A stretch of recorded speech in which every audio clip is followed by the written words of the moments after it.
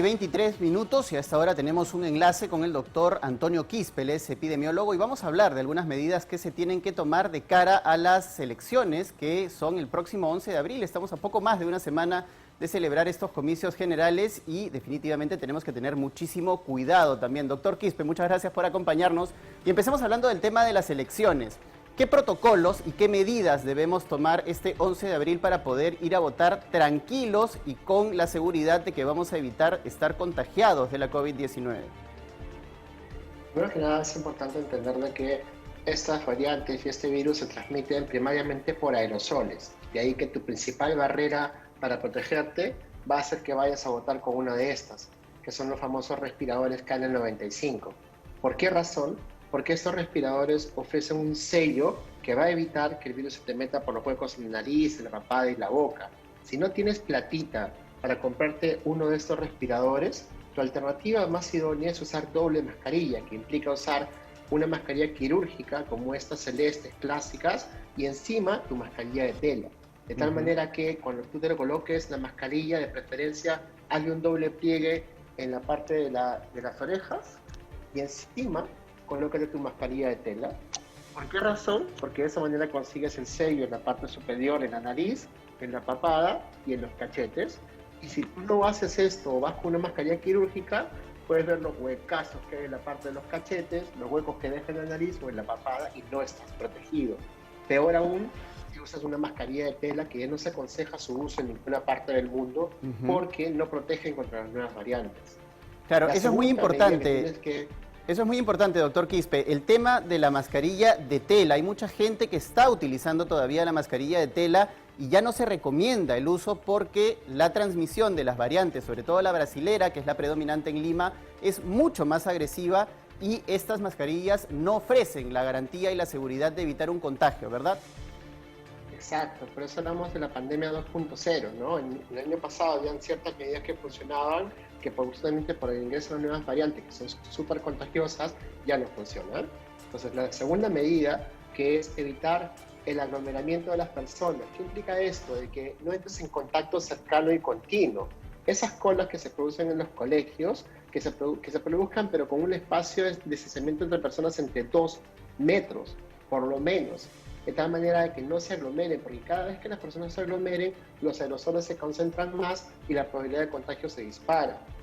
La tercera medida, que es extremadamente importante para los miembros de mesa sobre todo, es que además de su KN95, vayan con una careta como si estuvieran viajando en un transporte público. Así es, el protector facial. ¿Por qué razón? Porque muchas de estas mesas no se van a mover a los espacios abiertos como se recomienda, ya que como los patios de los colegios, sino todavía se van a dar en aulas. Entonces, ese presidente de mesa tiene que tomar el toro por las astas y mandar a hacer 3 cosas. Para empezar, me abren todas las ventanas y todas las puertas y no me las cierran por nada del mundo. Lo segundo, todos los miembros de mesa tienen que estar distanciados de manera tal de que entre ellos disminuya su cantidad de riesgos y en ningún momento haya más gente en esa aula de la que se necesita, que es los miembros de mesa y el votante, todos los demás de puerta para afuera. De tal manera de que eso mantendría una adecuada ventilación del ambiente, minimizar el riesgo, todos con su mascarilla o doble mascarilla o KN95 y los miembros de mesa encima con su careta. Así ¿no? es. Ahora, al momento de ingerir los alimentos, pues que busquen un espacio abierto, ¿no? Que de ninguna manera consuman los alimentos sentados en la mesa. Ahora, doctor, es importante recordarle a los televidentes que la OMPE ha garantizado en cierta medida que van a haber menos aglomeraciones en los centros de votación porque precisamente hay 3 veces más mesas de votación para estas elecciones, ¿no? Es decir, en las aulas donde habían 3 hasta 4 mesas de votación, ahora solo va a haber una, ¿no? Pero es importante que los miembros de mesa consideren un elemento que puede sonar de repente un poco exagerado, pero yo cuando lo escuché en una entrevista durante esta semana me pareció muy oportuno, es tener un ventilador, además de las ventanas del aula abiertas, ¿no? Y no sé si se los podrá proporcionar la OMPE o lo puedan llevar los mismos miembros de mesa si se organizan, porque lo importante es que circule el aire dentro de estos ambientes, ¿verdad? Pero que sea unidireccional. Acuérdate que si tienes una sola ventana en un espacio abierto, lo único que hace es que el virus entre en autocirculación y se contagien todos. Entonces lo ideal es de que abras todas las puertas y ventanas para que el aire fluya. De esa manera el viento entra por un lado y sale por el otro. Entonces esa disposición de ventanas y puertas favorece esa ventilación. Un ventilador tendría sentido siempre y cuando lo coloques para que haya ese flujo unidireccional. De otra manera, lo único que va a hacer es entorpecer el flujo. Entonces, no es necesariamente la mejor Claro, medida. ahora, importante es también no tener contacto con muchos elementos y por eso se recomienda también llevar su propio lapicero, ¿no? Para evitar tocar un lapicero que pueda estar contaminado o de alguien que haya podido estar contagiado o que tenga el virus. Eso es lo que decíamos el año pasado de que existía transmisión por fomites o superficie contaminada, ¿no? Lo que sabemos ahora es que más del 99.9% de los contagios se da por aerosoles. Ese 0.01% es por superficies contaminadas. Entonces, desinfectar maniáticamente las compras y los zapatos son cosas que ya se consideran mitos incluso, que no se recomiendan hoy en día. Entonces, más importante que tu lapicero y que estés desinfectando todo como loco, es que uses tu respirador KN95 o doble mascarilla, porque por ahí entra el virus. Difícilmente entra por las superficies contaminadas, ¿no? Esa es una de las grandes innovaciones que se tiene luego de un año de pandemia. Ahora sabemos mejor cómo se transmite el virus y cómo prevenirlo, que es más importante.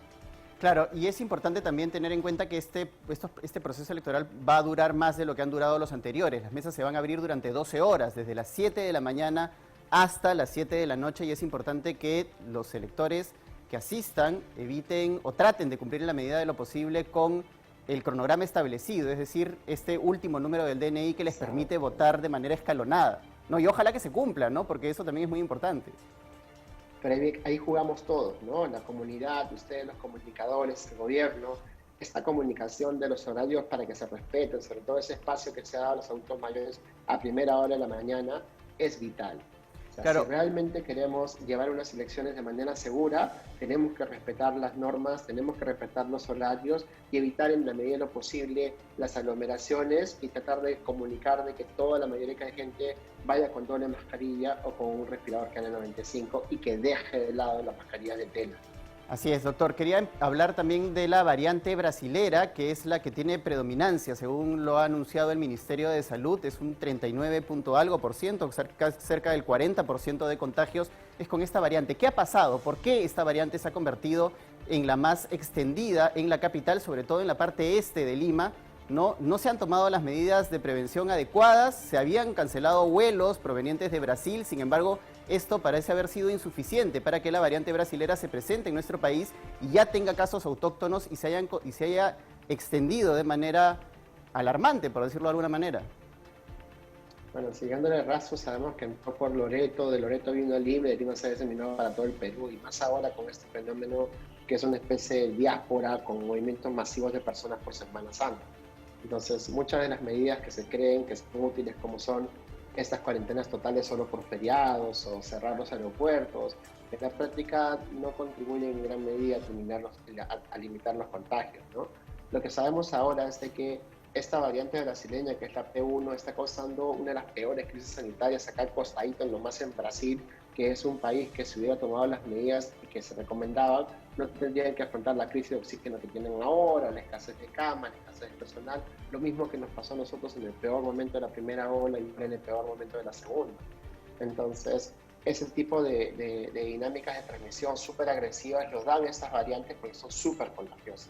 Y sobre todo se están presentando en casos jóvenes. Sobre todo se está presentando en jóvenes. Mira que ahora hemos analizado la data de la mortalidad según SINADEP y se aprecia claramente que en el grupo de 40 a 60 años la curva está prácticamente vertical de nuevo.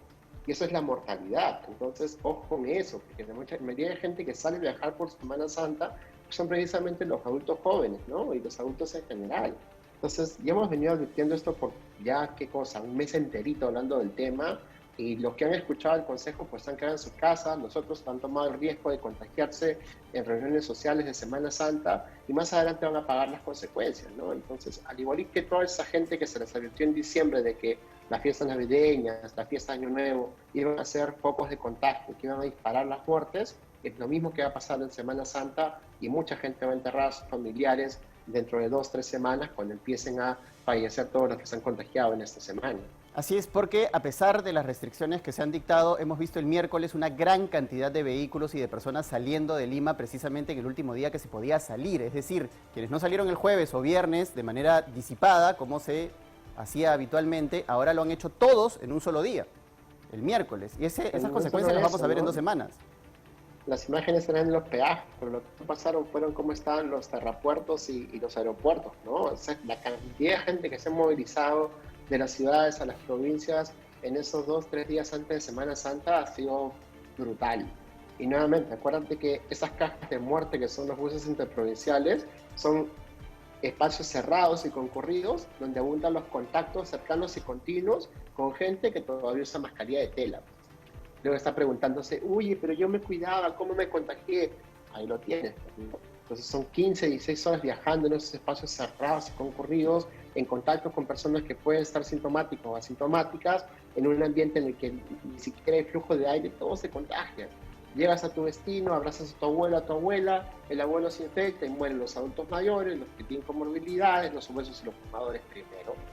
Entonces, esta dinámica de este virus que es súper, digámoslo, maquiavélico, porque justamente mata a los más vulnerables, se disemina con facilidad, no es fácil de detectar, y esas variantes súper contagiosas ahora sabemos que producen más síntomas más severos por más tiempo, y por ende son más transmisibles. Entonces, lo que vamos a enfrentar en estos momentos es un repunte franco de todos los fallecidos en la gran mayoría de regiones del país, y los únicos que se van a salvar son los de Iquitos, que ya están en bajada, ¿no? Porque ellos han tenido una primera ola devastadora, una segunda ola chiquitita, y ya en buena hora la mayoría de esta gente ya empezó la mortalidad empezó a bajar.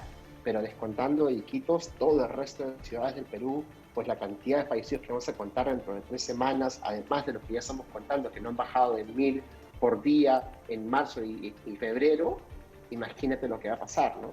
Así es, la verdad es que es preocupante. Hablemos de la situación de Chile, doctor, porque ellos figuran, digamos, en el top 5 de los países que más rápido están avanzando en su proceso de vacunación. Han vacunado ya a muchísimos ciudadanos, sin embargo, han tenido que recurrir nuevamente a un cierre de fronteras y también a cuarentenas bastante estrictas que incluyen a la capital, Santiago. ¿Esto podría ocurrir y cuál es la razón por la cual ha ocurrido esto en un país en el que ha avanzado de manera eficiente con su vacunación? No solamente Chile, sino también varios estados en Estados Unidos están observando un repunte de sus casos por dos razones. Primero que nada, que han cantado victoria antes de tiempo y la gente escucha campañas de vacunación exitosas y lo primero que asume es que ya se acabó la pandemia. E inmediatamente asumen el riesgo de exponerse sin usar respiradores y se contagian. Y el otro factor que es el más importante es de que mientras que en Chile está circulando la variante brasileña en inglesa, en Estados Unidos la predominancia de la variante inglesa y las propias variantes americanas, que también son súper contagiosas, pues hacen de que todo esto se nivele más rápido. Entonces, las curvas como se presionaron en Israel, que quebraron producto de la vacunación, se observaron cuando ya habían llegado a 50, 60% de vacunados. Entonces, en el caso de Chile pasaron el 40% y ya estaban actuando como si hubiera acabado la pandemia. Lo mismo en Estados Unidos, efecto inmediato, repunte de casos. Peor aún porque es un repunte de casos violento, producto de estas variantes súper contagiosas. Eso no puede pasar en el Perú de ninguna manera, ¿no? Entonces, hay que actuar de manera mucho más inteligente y sobre todo entendiendo de que estamos en el peor momento de la pandemia.